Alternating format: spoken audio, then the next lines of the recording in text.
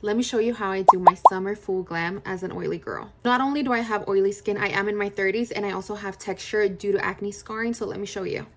I'm starting off with my skin ready and prepped for makeup. I then go in with my One Size Secure the Blur primer. That is the only primer I love, and you want to make sure you're pushing it into the skin. I then go in with my NARS Light Reflecting Foundation. I do very thin layers, avoiding the under eye area. I then go in with my e.l.f. bronzer, and again, I warm it up in the back of my hand and then apply with the brush.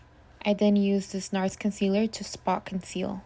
I do let it dry for a little bit and then I blend. So remember, thin layers, and with the exception of spot conceal, warm everything in the back of your hand and then apply onto your face. Moving on to blush, I use the Rem Beauty blush in the shade Cabaret. Again, I'm not applying the product directly onto my face, and I'm almost putting it under the eye as well. I then go in with my foundation brush and just blend any harsh lines. I then go in with the Kosas color corrector in the shade Illusion and blend that onto the blush with a brush. I then go in with my Hourglass concealer in the shade Bisque because we love a bright under eye here.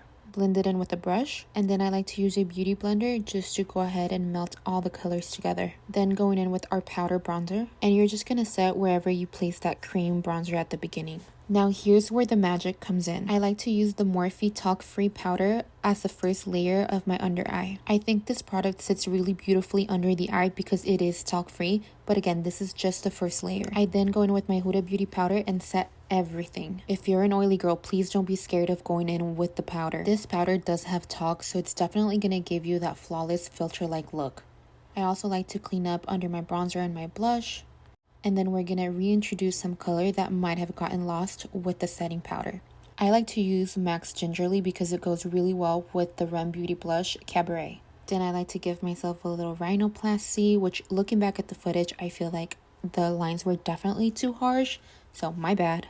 I then like to go in with the Huda Beauty powder in the shade Pound Cake and Bake. I did do my eyes off camera, it's just a very simple look, and then we dust off the powder. I then finish it off with two setting sprays, the Huda Beauty one and the One Size setting spray. And there you have it, you have a full face for the summer that's not going to move. And remember, whether you have acne, fine lines, or texture, your skin is still beautiful, with and without makeup.